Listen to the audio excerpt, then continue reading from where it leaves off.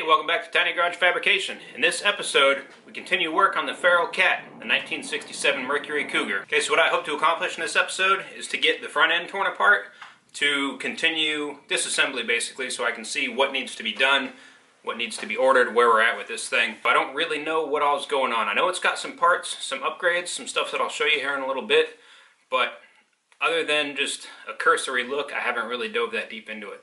So I'm going to get into that today. The hood's coming off, the fenders are coming off. I'd like to get the engine and transmission pulled. Might not happen today, but it'll happen in this episode. Without any further ado, let's get to taking this thing apart. And now for a quick walk around with the front end. The fenders I'm going to pull off, like I mentioned. The hood is going to come off.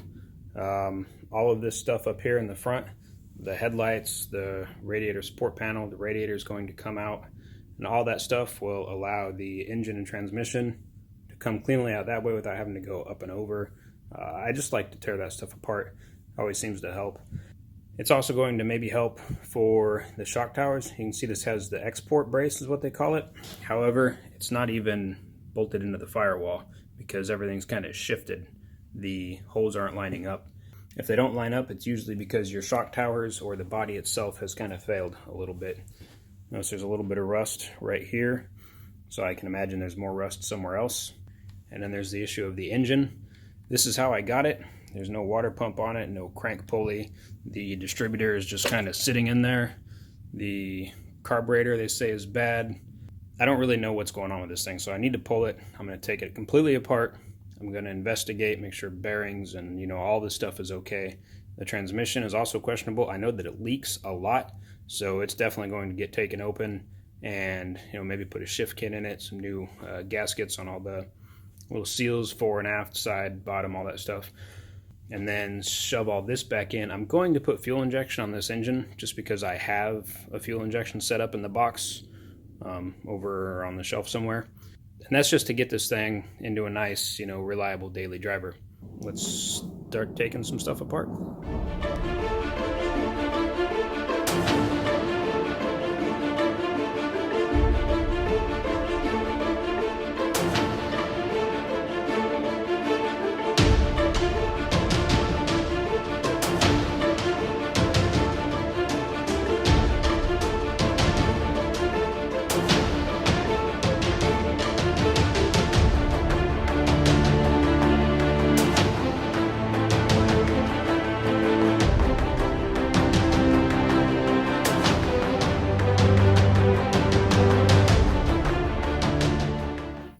We had some success. Got the fender off. I do believe that my GoPro died halfway through this time lapse, so you didn't get to see how much fun it was to take everything off. Really, the worst part was a couple of bolts in here somewhere that were behind the headlight and behind the headlight motor. There is a bolt just directly behind this motor, and that doesn't... Somehow the housing for the motor was actually welded into the headlight, like assembly. The whole thing, let me show you the headlight assembly. So there it is. It's all one, full piece. It came out together. The headlight, the assembly, the motor, all that stuff. So it was like 4 bolts, 6 bolts, and then I had to remove the little center grill icon, and it came right out. But like I said, I need to go through this and make sure that the linkage is good. Looks like some booger welds and other stuff. So I'm just going to rebuild it. That's what's going to go on. Because headlights are important. Save the headlights, right? Now up here is the cowl area. Got a lot of seam sealer that's kind of gross. Some other stuff in the way. Here's the original vent hole. And it looks fairly clear. But, well, clearly it's not. Got this little vacuum thing I got to take out. There's a bunch of screws and bolts and stuff in here that, they were loose. We've got this relay assembly. Now this appears to have been for the electric motors for the headlights, or for the headlights themselves now. I mean, it's been chopped and put together so many different connectors and times. The thing is just trash. Battery tray is pretty rusted out. Either fabricate or buy a new one of those. Well, I'm going to get to the super fun task of getting the other fender off. so I can survey the damage over there.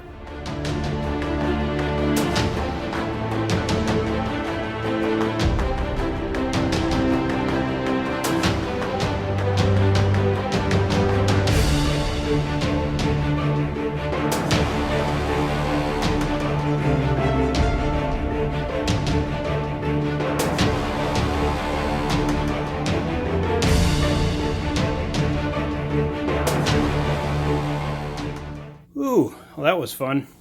Taking that hood off by myself was a good time, you know, an exercise in patience, I guess we can say. I went through and pretty much got everything stripped here. So I've taken the bumper off, the headlights out, the remaining wiring that was in here. You know, had a good look around, see what I got. I also took off the export brace and pulled the shocks out. We've got some rust up here.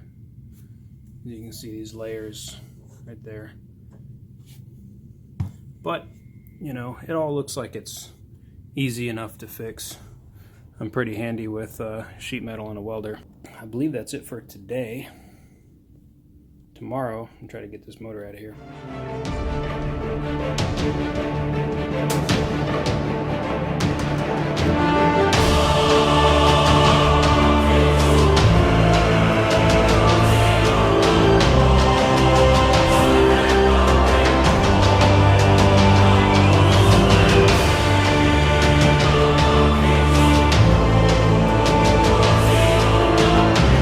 Cool. I had some success. Engine and transmission are out. I didn't have long enough bolts to actually attach that to the engine stand, so that's going to have to wait. I just tucked the engine and transmission down there in the corner. They will get worked on later. I think the priority should be the rust repair, run the wiring, clean everything up, and then work on the motor, get it stabbed back in. Also, noticed some damage here. This is a bit crinkly, and you can see some wrinkling down here. The car at some point in its 52 years took a nice wreck in the corner, so I'm going to do some hammer and dolly, smooth that out, you know, take some measurements, make sure everything's square underneath. Whew, well, that was a pretty good thrash for 2 days worth of work. Got the front clip completely torn apart. I got that engine and transmission out, not without some cussing and some one-fingered hand gestures. That certainly helped me through that last stretch there. Spilled a bunch of trans fluid everywhere, but hey, who hasn't when they pull an engine like that? So next up, I'm gonna get the car all squared away, and then after that, after the wiring and the rust repair, then I'll tear into the engine and see what it needs. I know for sure there's some parts missing that I need to get, a balancer, water pump, some accessory brackets, and that's just the bare minimum. I really need to see what comes after that. Believe it or not, this is my very first small block Ford. I've done a couple of small block Chevys, 2 LS motors, a few Toyota motors, but I've never worked on a small block Ford. So this is my very first time digging into the world of the Windsor. So a lot of guys seem to think that they're better than the small block Chevy. Some people think that the LS is based solely off of this motor. I don't know. I can't wait to dig in and find out for myself. If you have any input on what's better, or, you know, what was made from what, you know, who really did it first, then, you know, comment. Let's have a conversation about it. So please subscribe if you want to see the Cougar project all the way through the end. I'd really appreciate that. Anyway, thanks again, everybody. Take care.